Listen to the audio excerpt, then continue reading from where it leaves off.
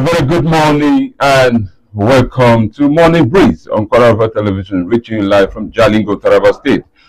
Of course, 7th of August 2026 is here and we are counting our days and making proper use of it. Welcome to the program, Morning Breeze. I am Fomi Desmond. So Thomas, good morning. Good morning. All right, as usual, we're looking at what is leading. And after that, we'll have a guest that we'll be speaking with.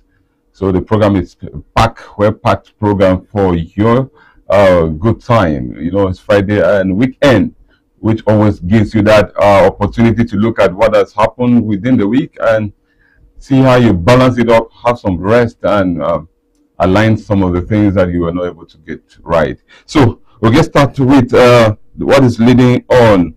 But before we go there, I saw a development from Osun State where Davido came on live, press release, pleading with his people to be calm and understand that peace is not anything to joke with.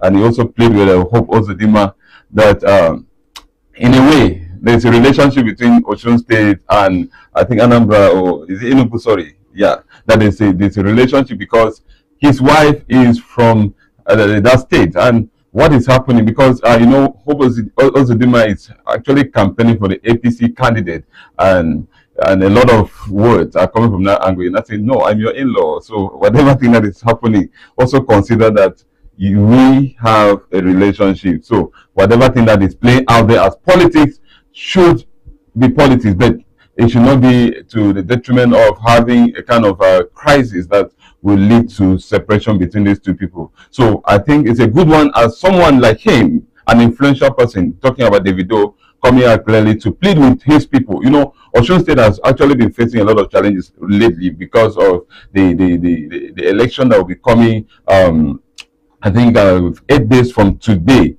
they face a lot of challenge looking at other parties coming up and the EFCC arresting people up and down and stuff like that.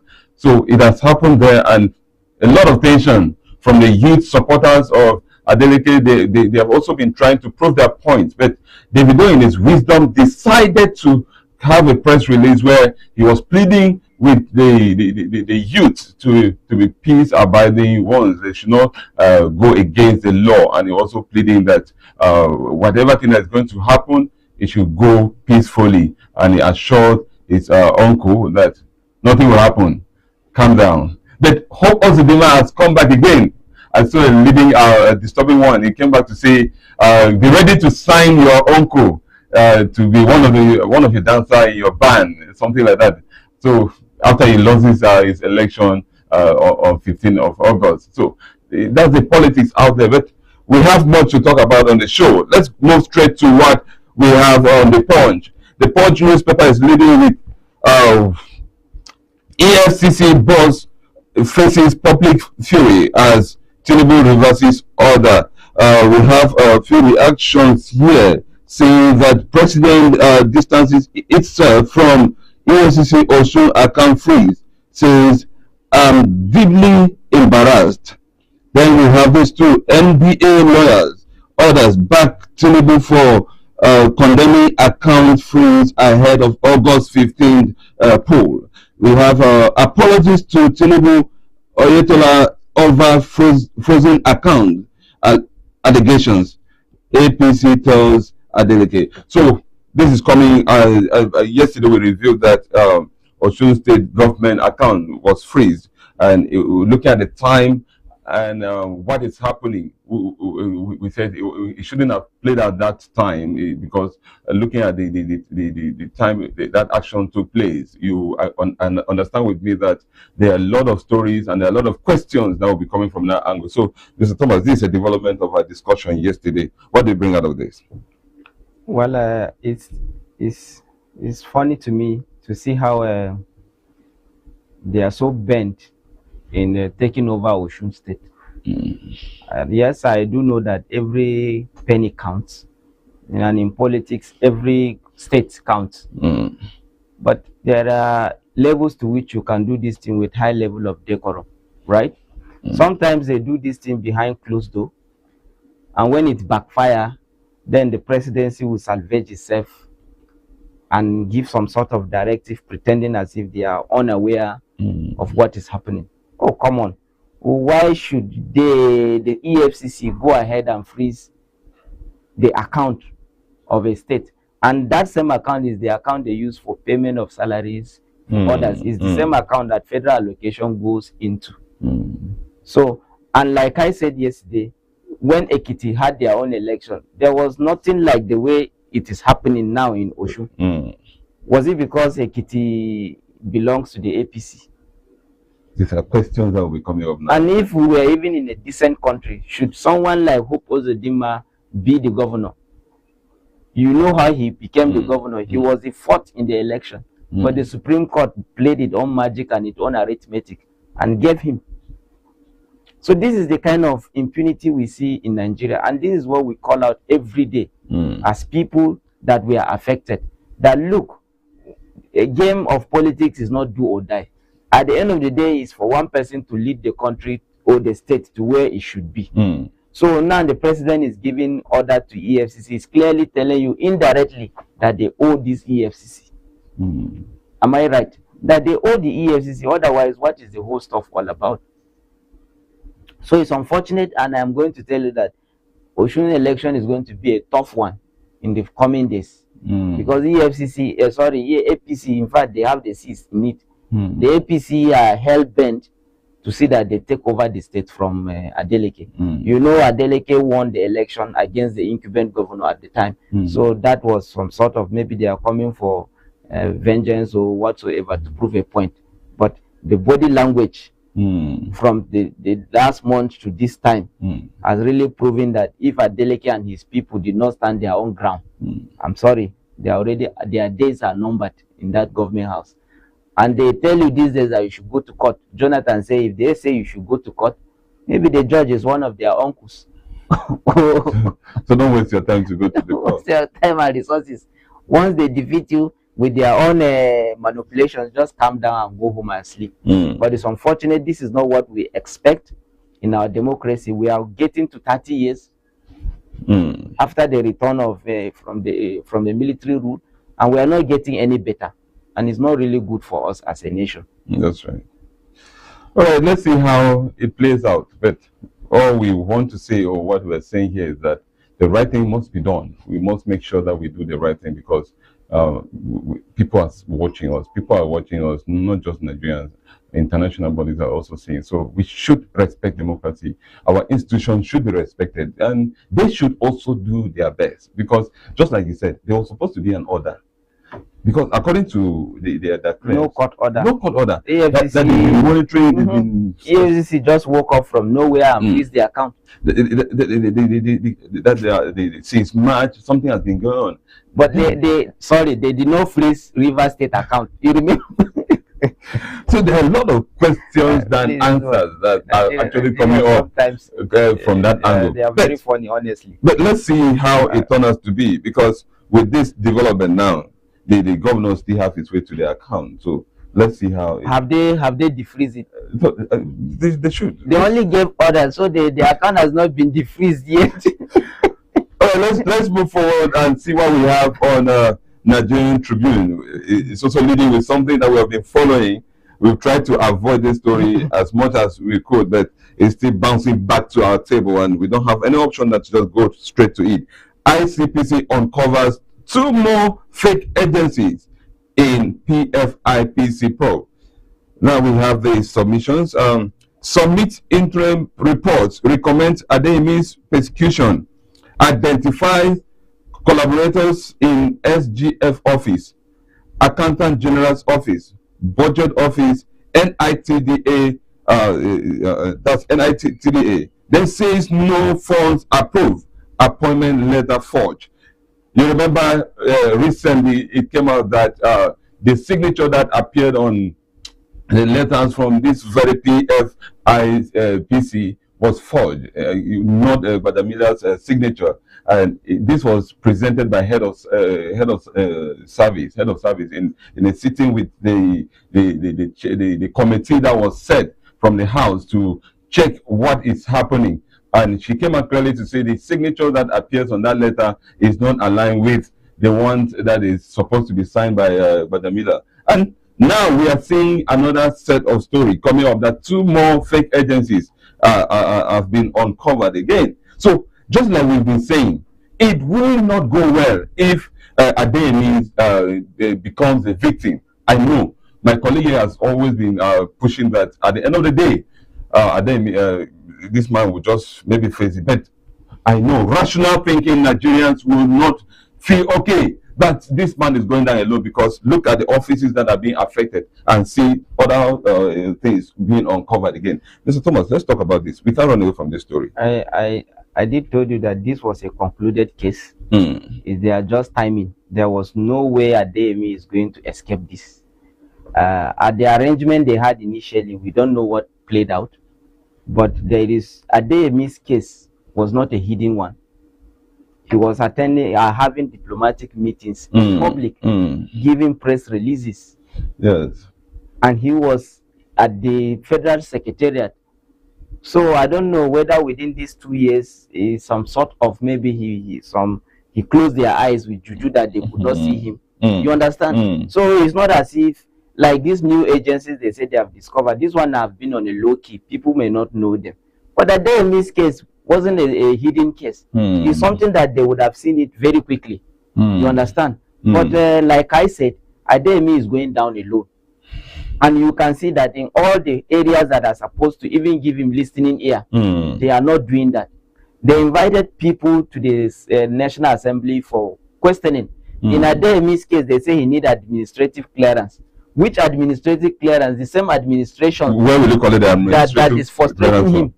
Yesterday, you saw another leading story. They said, what do you call it? Okay, that, that they need a closed door hearing. Today, ICPC, that the president gave them 30 days to do their investigation. Now they come up with their investigation and they said they have exonerated the presidency and they push all the blame to Adeyemi. And look at what they are now saying, that they should go again and identify people. Get the point though? That they should go and identify people in SGS office, in the Accountant General's office. Okay, ICPC, you that did the investigation, can't you identify the people? You are supposed to bring the names of the people involved. Since you say Akume is not responsible, but Amila is not responsible, but Mr. BCD, we are the people that helped, what do you call it, Adeyemi, to secure the signature, to secure the office. I think that is what they call probe and investigation. You uncover something and you bring out it's clear. But now again, you are giving them the task to go back and identify how, when you were given a whole period of 30 days to investigate this matter. And the best you can still do is to tell us the same story we are aware of. It's unfortunate. All right. Thank you so much for the insight. And there's other leading stories on papers. So just go through the papers, look at the inside and know what is happening. We'll take a break here. We'll come back. We'll be coming in with a guest. We'll be talking about disaster, how it should be controlled. And we have someone that has been doing this for a long time. I'll be coming back to tell you more about him. Stay with us as we go on the break.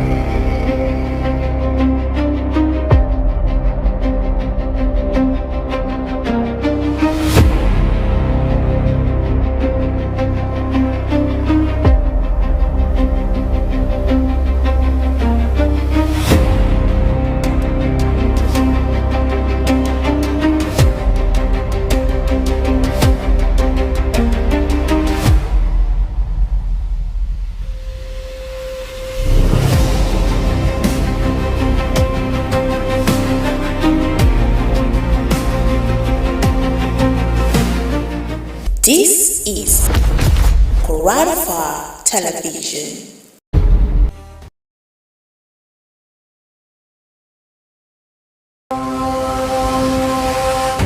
Mission system hacking report.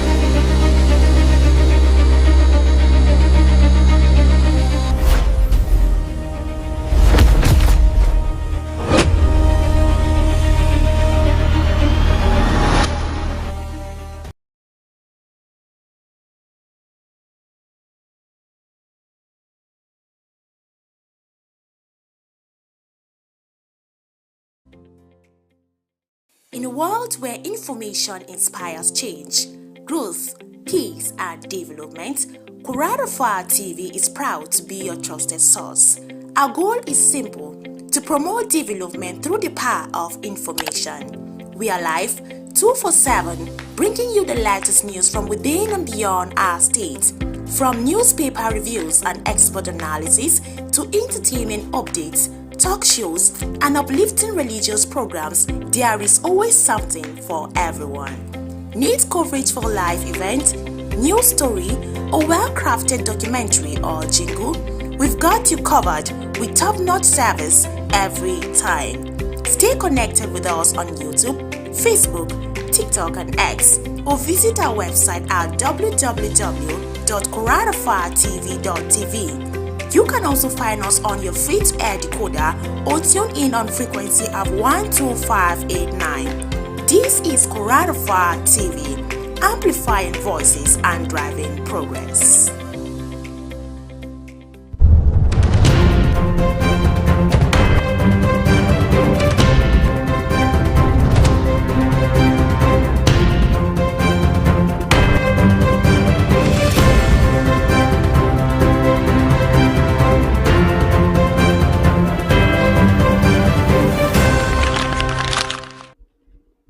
All right, many thanks for staying with us till the program Morning Breeze, and we're taking this time to speak with a guest in the studio right now. We have with us Ambassador Bulus Audu Daniel.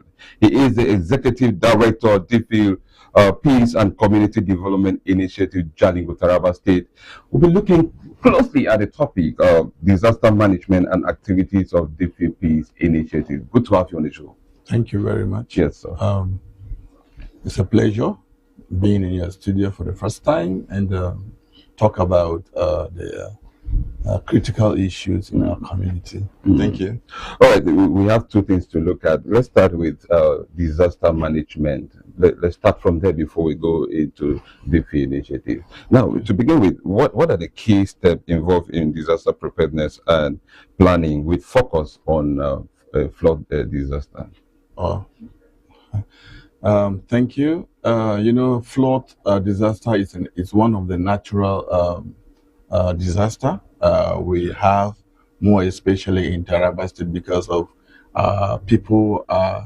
We have River Benue across the state, and we have inhabitants of the state that are relating, or citizens. Our citizens stay in the riverbanks, and they are prone areas for impending flooding, and therefore such critical stage in disaster management entails education, proper sensitization, proper advocacy through community leaders, citizens that dwell in such community, influencials, and religious leaders as well.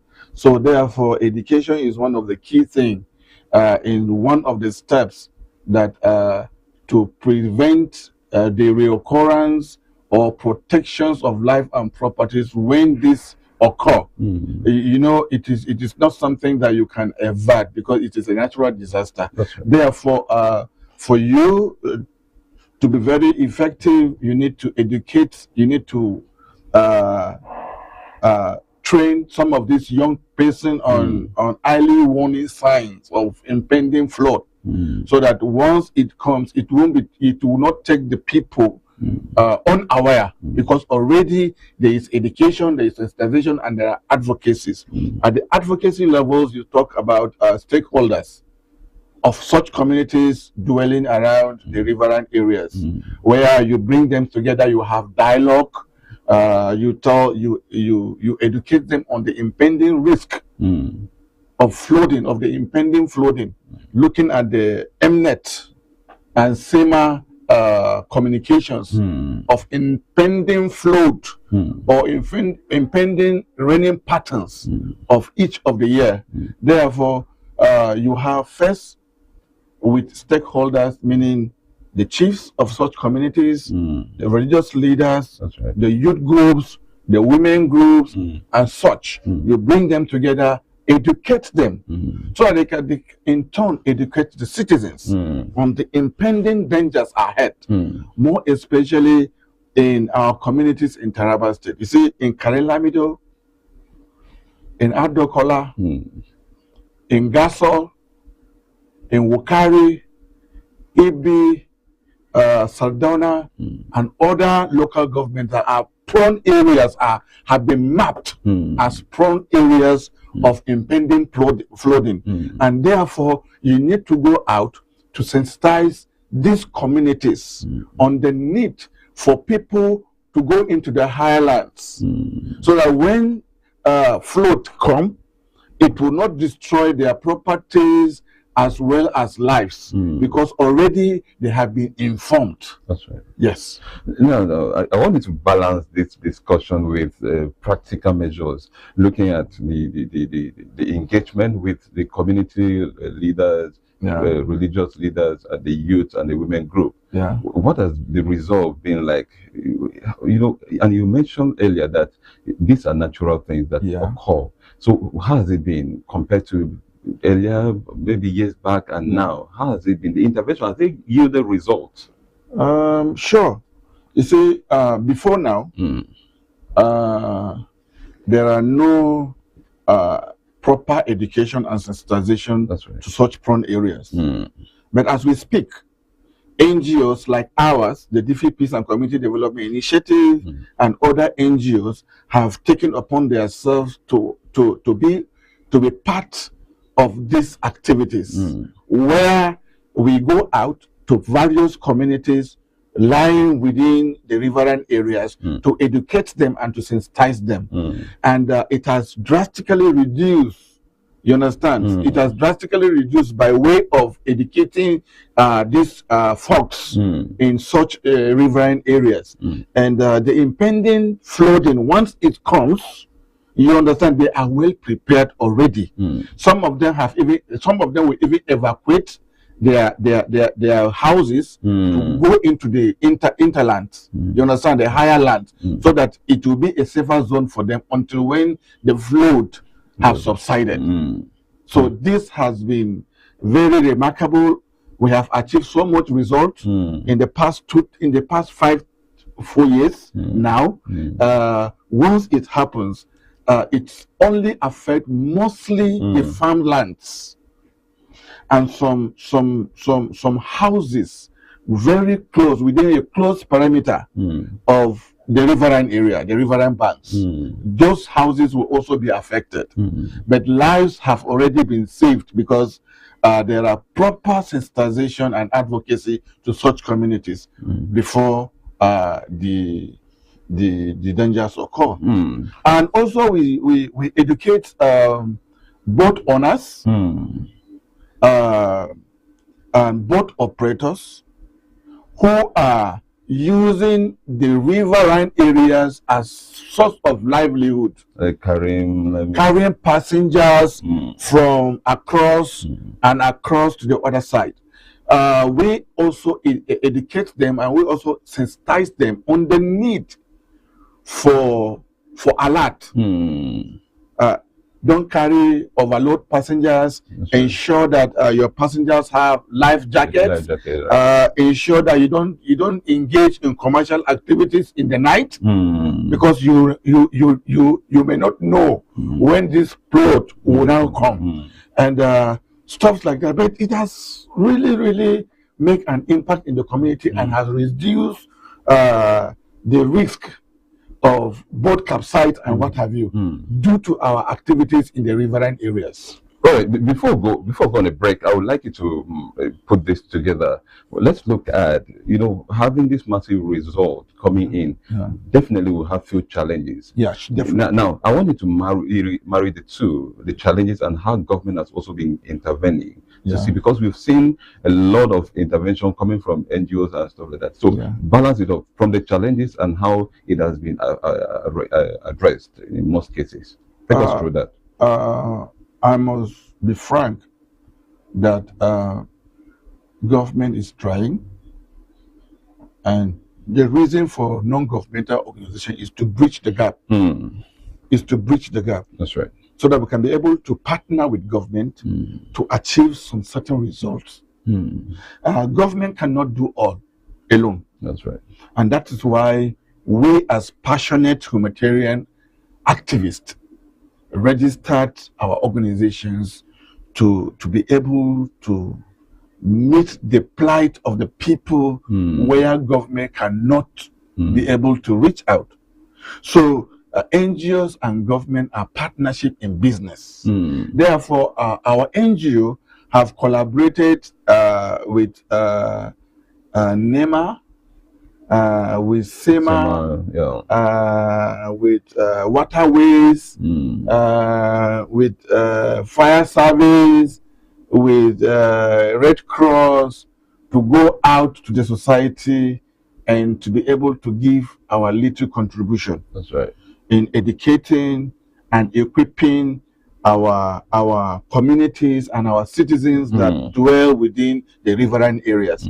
Government has been doing a lot through SEMA in the state, and sometimes the federal government, which is the NEMA, also bring in intervention, so that they can be able to see how they can reduce the burdens of those affected in such disaster. But I must tell you that our people have to be very proactive, because sometimes it is as a result of our nonchalant attitude that we find ourselves as victims of flood disaster.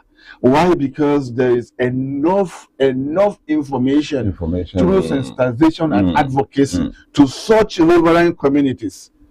But at a long run, you discover that a large number of people are victims or are survivors of such impended flood in their various communities. But the NGOs and government are doing their very best to reach out to communities.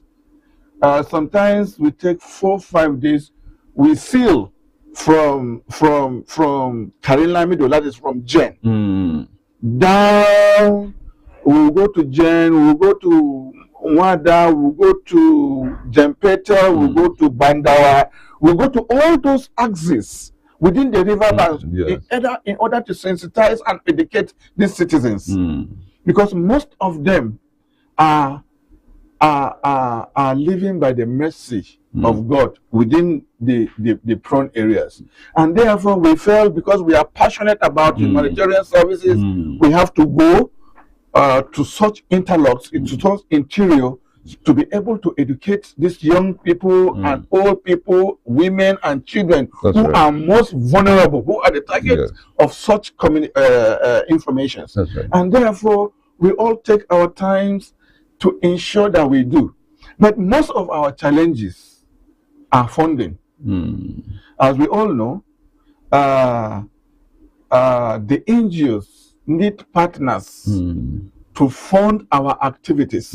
Not just the government. Not just the government. Individual philanthropists who have the love of community and the love of humanity. Yes, to also contribute in monetary terms, so that we can go out there to do the work on their behalf. So government is also, we also partner with government agencies, such as Ministry of Humanitarian, where SEMA is a domicile, is an agency under the Ministry of Humanitarian, and we collaborate and also go into such areas in order to educate and so that we can mitigate the flood, the impended flood, ahead of time. Yes. Now we'll go on a break. We'll come back. We'll still be looking at other important discussion that we have here. You agree with me that this time is actually a very disturbing one? Yeah, sure. Well, this is reaching you at the right time. It is timely, so we need to make proper use of the opportunities that we have. It is important that we stay with that. We'll go on a break. Come back. We'll continue from here. Stay with us.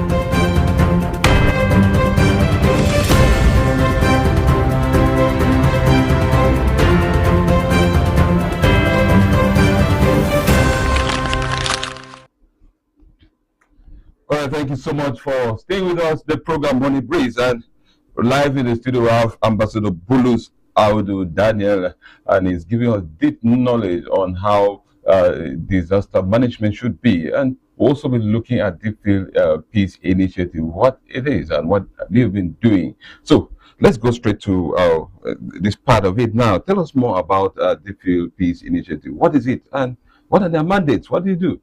Oh, splendid.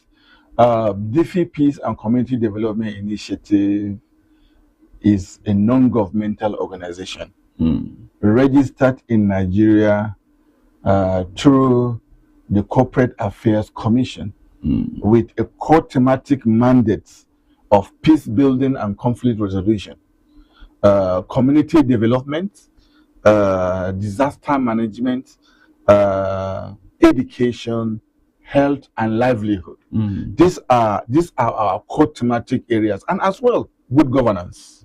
Now, good governance cuts across all our thematic areas because good governance portray credibility in administering our professional ethics and also our professional jobs.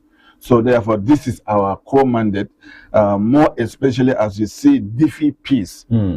Peace is also one of our cardinal points of this organization. We train young people, we train community leaders, religious leaders on sustainable peace, peace building, conflict resolution mechanism, is both scientific and traditionally. And we also train young people as early warning and early response champions in our various communities. Those young people are on the verge of our communities. I will bring them together and we educate them. We build their capacity as early warning and early response mechanism. So therefore, when they see something, they alert us, and we alert the security agencies to take proactive measures in our communities. You all know hard farmers and herders conflict is very rampant in our communities in Nigeria, not only in Taraba State, but it goes across board. So these are some of the challenges where we step in to bring peace and to build peace between farmer and herders, so that they can live together and coexist with no conflict.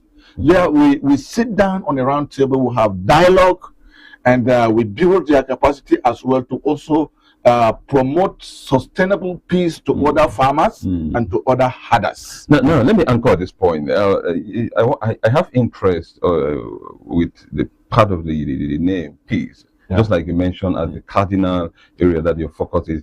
Now, we have Bureau for Peace, I think Bureau for Peace. Peace and Conflict Resolution Management. Now, how has it been, your collaboration with them? Because you see the activities they are doing and your own, in a sort, they align in a way. So how has the collaboration been? Speak to us about the collaboration between the two. To be honest, first, I have to acknowledge and applaud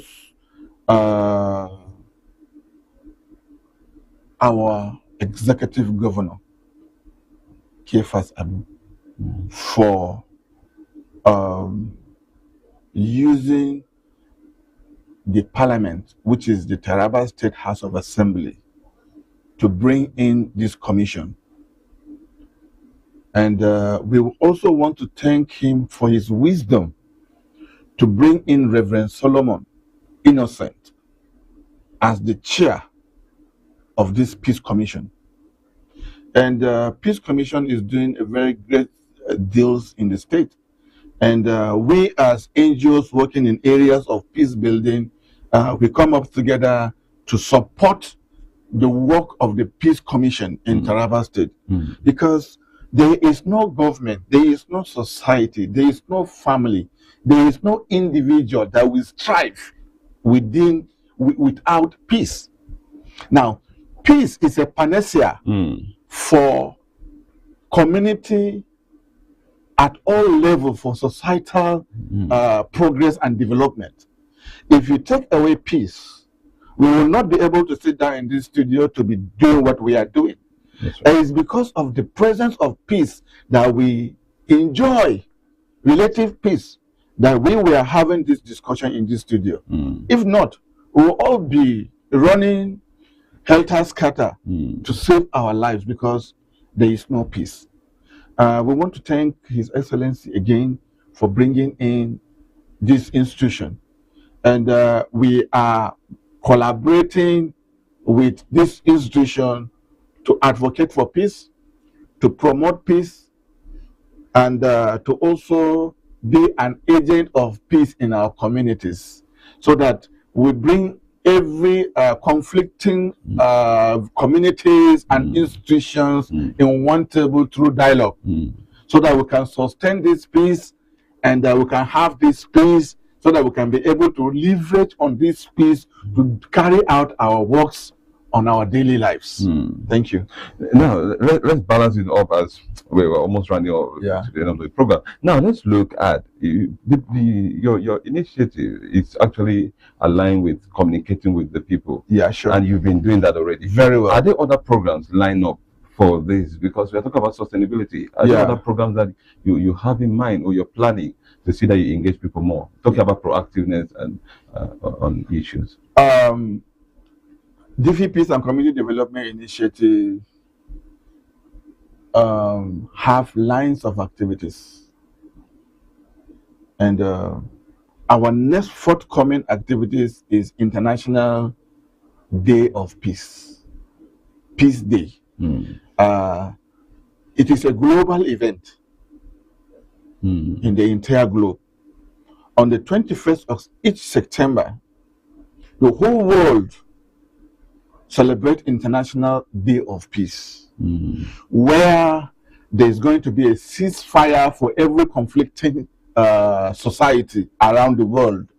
We bring in religious, young people, women, and government staff to sit down in one room to propagate, to commemorate this International Day of Peace. It's a UN calendar activity in which DV Peace and Community Development Initiative organize every year to sensitize, to educate our people on the need to sustain peace in every aspect of our lives, be it in school, be it in office, be it in our mosques, be it in our church, be it in anywhere in the society, so that we can advocate, so that we can have peace that can give us the joy to do all our activities. And DV Peace and Community Development Initiative have what we call School Peace Club.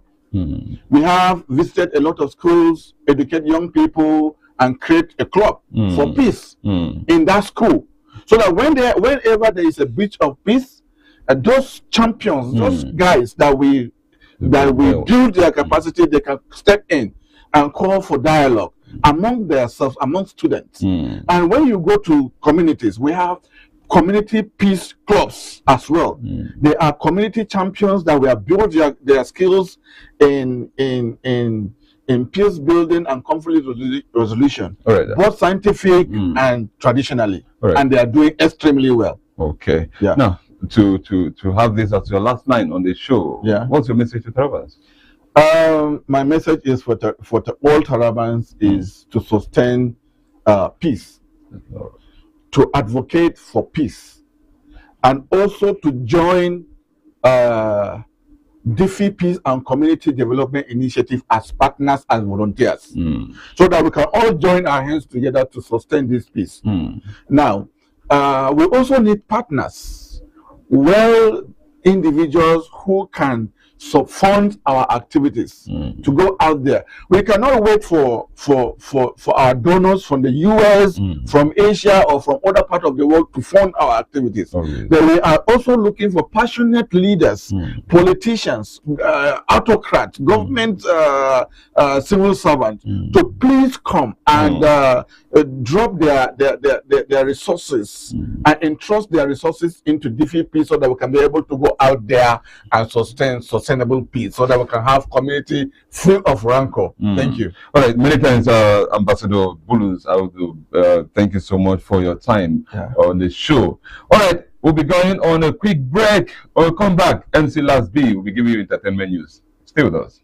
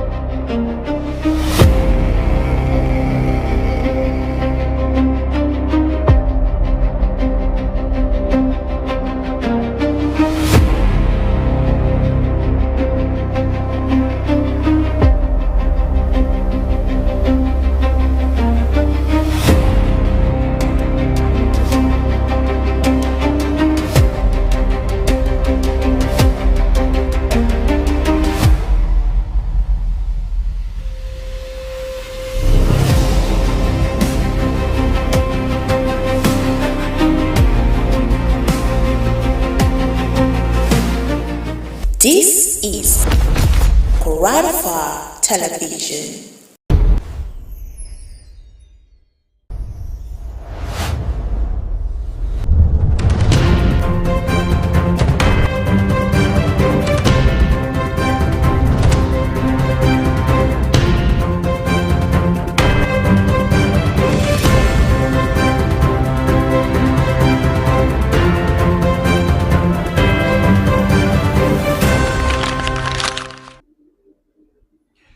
Welcome to another exciting edition of the show where we bring you the latest happenings from the world of entertainment, from celebrity reactions, politics, social media, drama, and lots more. I am MC Lasby, and here are the top stories for the day. As political conversations continue to dominate social media, one of the Nigerian's biggest music stars has made his positions clear and ahead of the Osun governorship election. Afrobeat star Davido has warned that he would draw international attention, including involving U.S. President Donald Trump, if the upcoming Osun state governorship election is not free and fair. Speaking during a live session with comedian Kataife, Davido said, "I would involve Trump if anything goes wrong in the Osun election."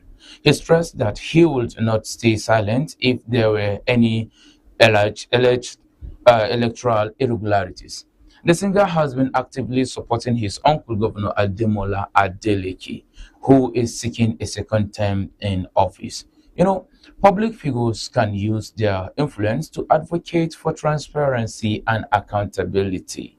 Let's continue to support peaceful, free, and credible democratic processes. Meanwhile, the political tension has spilled over into the social media, triggering fresh reactions involving another well-known public figure. Former presidential aide Bashir Ahmad has faced criticisms online after posting a photo of Grammy-winning singer Tyler holding her Grammy award, a move many linked to his ongoing social media feud with Davido. The post sparked mixed reactions, with many users accusing Bashir of indirectly attacking Davido. However, the exchange continues to generate debate across social media. Whereas social media posts can quickly attract public scrutiny and differing opinions. Subsequently, healthy discussions should always be guided by respect, regardless of differing views. The online disagreement didn't end there, as both personalities continued exchanging strong words over the Osun election. Davido fired back at Bashir Ahmad after the presidential aide predicted that singer would complain about the outcome of the Osun governorship election because he knows who Davido is. And reacting, Davido wrote, You got 16 vote bro in the primaries, STFU. He further criticized Bashir's political record, saying, "You measure success by one award. I measure it by sold out arenas, billions of streams, and global influence." Davido also alleged that Bashir spent 8 years in government without improving his community, adding that he would continue inspiring young people through his music. And public disagreement should focus on issues rather than personal attacks. However, respectful dialogue promotes understanding and even when opinions differ. Away from politics and social media clashes, a heartfelt from a veteran music star has touched many fans. Singer Peter Okoye emotionally recounted painful chapter of his life, revealing that when his then girlfriend Lola became pregnant at age 27, some people close to him allegedly pressured her to terminate the pregnancy.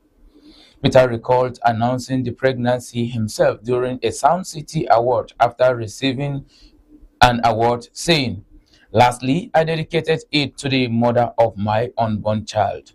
And according to him, the announcement was made with a lot of oppositions, and he claimed some people insisted that Lola should abort the baby and even forged an email to question the child's paternity. You know, Standing by your convictions and loved ones during difficult moments requires courage. So always stay true to your values and make decisions that reflect integrity and even in the face of pressure. That wraps up today's entertainment news. The entertainment world continues to spark conversations beyond music and film. Join us again for more trending entertainment updates. Stay informed, stay inspired, and have a wonderful weekend. I am MC Lazarus Bandawa saying bye-bye. All right, thank you, MC Last B. And I tell you this for free, the joy of Kwararafa Television doesn't end with Morning Breeze show. Stay with us on all social media handles and enjoy everything that we have for you. We'll be coming your way again tomorrow with another fresh package. Stay with us. I'm Forbid Desmond.